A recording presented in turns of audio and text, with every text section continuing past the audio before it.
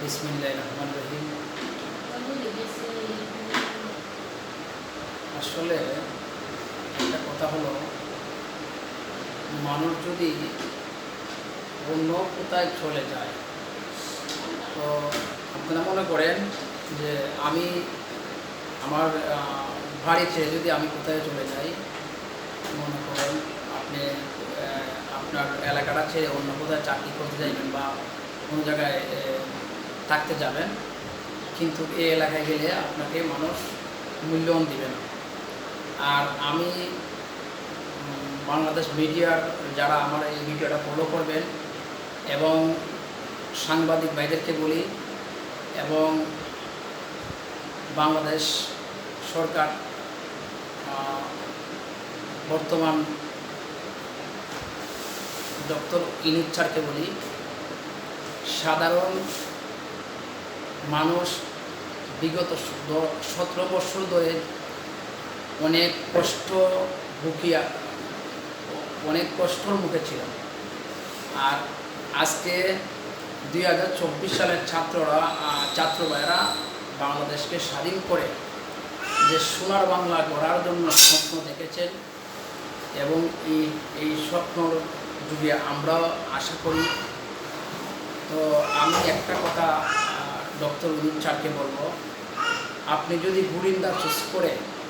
গুরিন্দা চুচের মাধ্যমে বিভিন্ন জায়গায় তথ্যগুলা যে মানুষ কীরকমভাবে হয়রানি হয়, যে আমি আমার পেটের দায়ে কর্ম করতে আসছি, এখন একটা বাড়িওয়ালা বা একটা যার কাছে জিম্মি 1 সপ্তাহ থেকে তাদের কাছে 2 মাসের ভাড়া নেওয়া হয়, নিয়ে তাদেরকে বিদায় দেওয়া হয়, এবং বিভিন্ন জায়গায় হয়রানি হয় মানুষ।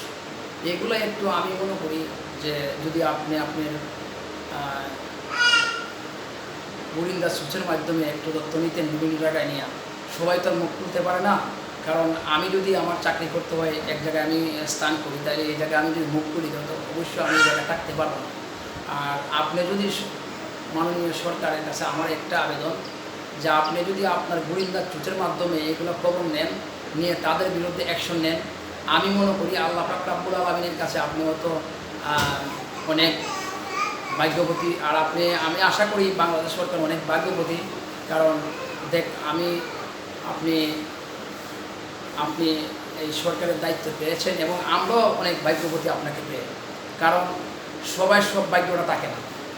এখন আমি আপনার কাছে একটা দাবি, যে আপনি এগুলো নিয়ে একটু গুরিন্দা চুচের মাধ্যমে বিভিন্ন জায়গায় তথ্যগুলো নিয়ে যারা দুর্নীতি করে, আমি শুধু একটা বাড়িওয়ালার বিরুদ্ধে কথা বলি না, আমি আমার পেজ থেকে যে কথাটা বলতেছি, তো আমি কোনো বাড়িওয়ালার বিরুদ্ধে কথা বলি না। কারণ বাড়িওয়ালা হোক বা যে কোনো লোক হোক, যারা অন্যায় করে তাদের বিরুদ্ধে আইনত ব্যবস্থা নেওয়া হোক।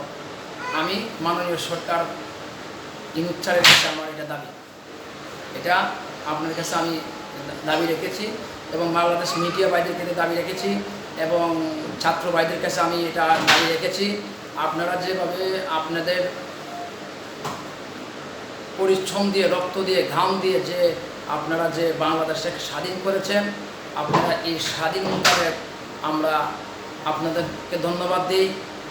যে বিগত 17 বছর ধরে কেউ এই স্বাধীন করতে পারে নাই, আপনারা 2024 সালে এই স্বাধীন করে প্রমাণ করে দিয়েছেন যে আপনারা সবই পারবেন। তো আমি মনে করি আপনারা এইগুলো নিয়ে সাধারণ মানুষ যে জিম্মি হয়েছে তাদেরকে একটু বাঁচান, এবং তাদের একটু সহযোগিতা করেন। সামনের দিকটা আরও ভালো আসবে ইনশাআল্লাহ। এই বলে আমার কথা শেষ করলাম। আসসালামু আলাইকুম ওয়া রাহমাতুল্লাহি ওয়া বারাকাতুহু।